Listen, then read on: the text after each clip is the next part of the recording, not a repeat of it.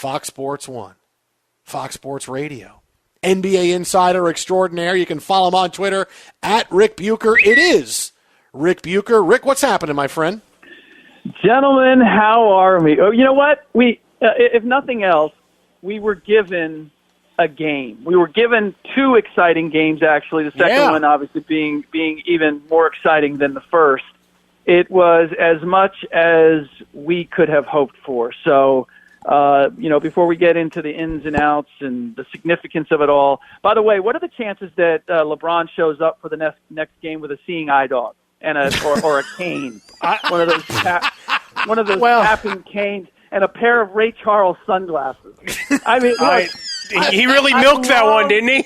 Oh God! It was when he was writhing around on the floor. I thought he could be a professional wrestler. It is like he is selling this to the. Oh, it was so good. Well, because he was selling like it was his head and neck and his back and everything else. Like you didn't really hit. Yeah, well, the funny thing is like my daughter and I were watching it, and she was like, "Oh my God, did he hit his head on the floor?" And then we were like, "No, he didn't hit his head on the floor," and no, he did. Like we weren't sure exactly what happened, but it's the yin and yang of LeBron James, and then after he hits the dagger 32-footer, I can't see. Did we win? What's the score? Who's playing? Like, come on. Coming up, Space Jam premieres in July. Oh, God, what are we doing? It's hysterical to me that, like, the drama of what he does isn't enough. I need to amplify it. It's got to be bigger. It's whatever I'm doing. Let's make it even bigger. And I don't know. I get a kick out of it. That's all I'll say. You know what?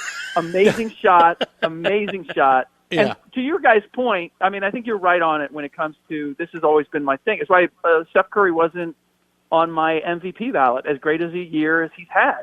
And the five guys that were on it, all of them, part of it is they all have a huge physical advantage that Steph does not have. And so in talking about awards or just general greatness, people who want to make Steph Curry one of the greatest players of all time are grading on a curve because of the degree of difficulty he faces because of his size, being 6'3", 185 pounds, according to Basketball Reference. And everyone else that he's competing against for these awards are genetic freaks. Giannis Antetokounmpo, LeBron James, Nikola Jokic. I mean, go down the line. They're all bigger, stronger, longer, faster than he is, and it's not his fault. But I don't know that and this is what I wrestle with. Do I give him extra credit because he's doing what he's doing at 6'3", 185? Well, then I don't know that that's fair to the guys who are 6'9" and don't have to shoot from 40 feet because they can step right up to the three-point line and not worry about their shot getting blocked, or they can operate in the mid-range. And I would say this, too, when it comes to this game, like those little floaters, the wide-open floaters that he got in the middle that he missed, and some of the turnovers that he and Draymond had in the clutch, to me, those were as pivotal to the Warriors ultimately losing this game as anything else. It was there for the taking, and their best player, Jordan Poole missing the three, okay, fine, but that's Jordan Poole. You don't bank on that from a guy who's in his second year and has never been in a game this big. But you would hope that Draymond and Steph, they're the guys that have to be buttoned up in the clutch. And, you look at the last 3-4 minutes, they simply weren't. And that's the thing, Rick, is that look at the final minute of the game, right? And I know everybody is crazy. I can never go to Oakland again. I mean, I just can't. I mean, I'd love to come visit you, but I just can't. I'm not allowed there because Warriors fans just – anytime you say anything critical about Steph Curry, it's no, you can't because he enjoys such a great image, and I get it in his popularity, but it's like you got to be fair. And if LeBron couldn't get his own shot in the final minute of a game, if the final minute of this game went the reverse, right? Steph Curry, it's a 32-footer, right? Oh, my goodness, they're up 3. three. And LeBron tries to dribble through three guys. He gets his shot blocked. He can't get his own shot. He chucks it to Kyle Kuzma. Kyle Kuzma misses a three. Then they get the ball at the end, and LeBron can't get the ball when they throw it to him at midcourt and it gets stolen. It would be, look at the failure of LeBron James. Look at the failure. But with Steph Curry, it's, well, he's got a lot of guys on him. Oh, okay. Yeah. So you're right. It's about it's grading Curry on a curve instead of LeBron James. No, exactly right. And this is exactly why, for my criticism of LeBron James is you're 6'9", 270, 275. You have the handle. You have everything. Like, he can get his shot against anybody at any time. I don't want you kicking it to Kyle Korver, no matter how good of a shooter he is, if I think that you have a shot. Like, because of your physical ability, and because you've been in this situation more than anybody else, take that responsibility upon yourself. And he has slowly but surely done more of that. And you can see a comfort in him with his mid-range shot and his three-point shot. Like, there was a time where I don't know, 5 years ago, I'm not sure he even attempts that shot. And I seriously doubt that he would make it. But he's a different LeBron James now. He realizes, oh, you know what? I've faced the worst of it. I'll accept, making it or missing it. He accepts that burden now, and there was a time that he did not. And so there's definitely been growth on his part. And I got to say, this win kind of changes everything for the Lakers. I don't know how much of I just think that the Suns are a really bad matchup. Anthony Davis, a bad matchup for the Suns. The Lakers are a bad matchup for the Suns.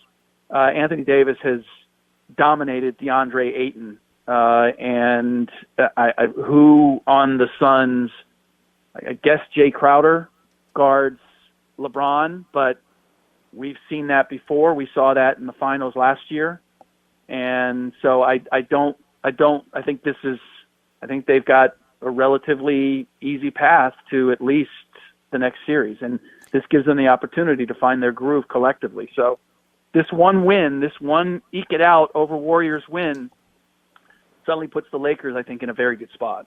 Well, when you talk about the game-ending shot, right? 9-inch height advantage over Steph Curry to get that shot off. He didn't had that. See Steph. Steph was like, "Hey, I'm down here." In fact, you know what? That's what Steph. Steph said something to him as he closed out on him, because it was the only way he could defend him is to try to distract him with words. He wasn't going to get a hand even in the viewfinder of LeBron James. So it was like, let me try to do something. Maybe I'll talk some trash and distract him, because that's about the only shot I got. I just come away from the game, though, Rick, and Jason and I were talking about this as we're watching down the stretch, going, you had almost 3/4 of absolute trash played by the three most important players by the Lakers, and you had a 5-point lead. Yeah. Right? Because Schroeder was terrible, Davis was awful, and LeBron was a non-factor. Yeah.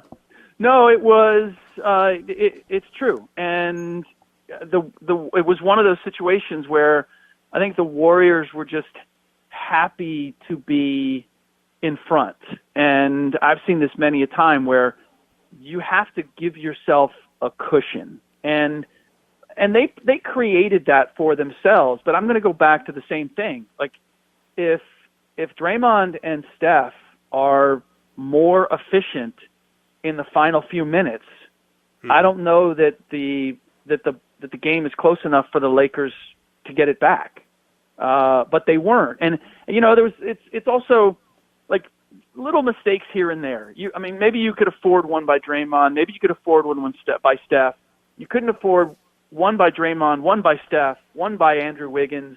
There's just a couple plays where Andrew Wiggins was really good for the better part of the game. And then down the stretch, you could see the lack of experience with some of the ancillary players. But I'll go back to it again. I know I've said it like 3-4 times already in this segment. To me, Draymond and Steph made too many mistakes as the two best players on this team, the guys who have been through it all. They needed to be they needed to be better in the final minutes, and they weren't, and that's what left the door open for the Lakers. Ric Bucher with us here, Fox Sports Radio, the Jason Smith Show with my best friend Mike Harmon. All right, so judging by tonight, obviously, look, it was closer than I thought. I thought the Lakers would run away late in the game and win this, but clearly the Warriors stayed with them because the Lakers started out so craptastically. Do we see the Warriors play one more game, or are they playing one more game and then they're playing their first-round series? Oh, I think they're fully. I mean, it should be a really good game. I think that the Grizzlies gave them a really good game in the previous one, the final game in the regular season. I would have to think that the Warriors are capable of winning this next one. But Dylan Brooks, can he stay out of foul trouble? John Morant, can he make his free throws? I really like this Memphis team. I think in a lot of ways they're very similar to the Warriors in that we think about them being the John Morant, Jonas Valanciunas show, and really they get a lot of contributions from a lot of different players, some really young players. So I would like to think that Steph and Draymond did not come through in this game, that they'll play another close one against Memphis, and that they won't have two games in a row where they come up short. And let's face it, I mean, Memphis is a very good defensive team. They're not as good as the Lakers. They're not as long and athletic as the Lakers are. Valanciunas isn't as mobile as Anthony Davis. So for all those reasons, I'm going to give the Warriors the edge in the Grizzlies game, and they'll go up against the Jazz. And then that, I think, should be the end of it. I don't see them going beyond that. I think if they had played Phoenix, I think they would have had a shot. This was really the battle for not just this game, but who advances to the second round. All right, we'll go to the East for that final minute here. Indiana at Washington. Russell Westbrook really didn't play in the second half of that one. At least statistically, didn't show up much at all. And then Charlotte scored 117 and still got blown out. Can the Wizards rediscover something and continue on? I would be surprised simply because I think Bradley Beal is playing on a bad hamstring. He's gutting it out, but he doesn't look the same. And if Russell had difficulty playing against Kemba Walker, Malcolm Brogdon is even more of a technician as a point guard and his ability to utilize the pick and roll. Russell simply was really bad defending the pick and roll. He was either getting hung up on the screen, or he was really slow in chasing around, or he was going under. And Kemba Walker, it took him about a quarter to realize, I'm going to have looks galore. Like, I should just go ahead and start firing, which is why I think he had 29 points and plus 17. Russ is going to have to play definitively different, and his numbers might be good, but that's a bonus Malcolm Brogdon pick and roll action. I don't believe that the Wizards have an answer for that. So I would expect that the Pacers, in spite of all the issues that they have, that they will be moving forward. He's on Twitter at Ric Bucher. That is at Ric Bucher, Fox Sports 1 analyst, NBA insider. And Rick, to come full circle, we talked about LeBron and his love of drama, right? You know what I like, and we're going to watch. He's going to start getting ready for the postgame soon. My favorite part is when LeBron finds a way to, when he asks a question, to bring up his stats and what he did in the game, because like the people writing about it don't know. Like I say, LeBron, how would you feel you played tonight?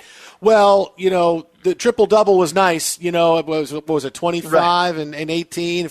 But if we don't play great defense at the end, we're not going anywhere, and I want to give credit to all the guys. I mean, that's my favorite. When I'm going to find a way to bring up, my stats and numbers when you ask me a question that really doesn't relate to it, but I'm going to bring it up anyway. You know what he's going to do is he's going to wear a Pirates eye patch next game, and he's going to have his stats stenciled across the eye patch.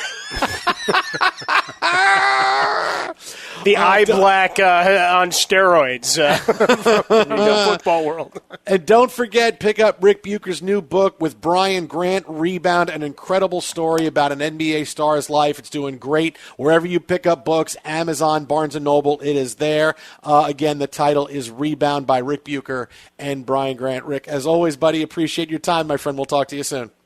Gentlemen, always a pleasure.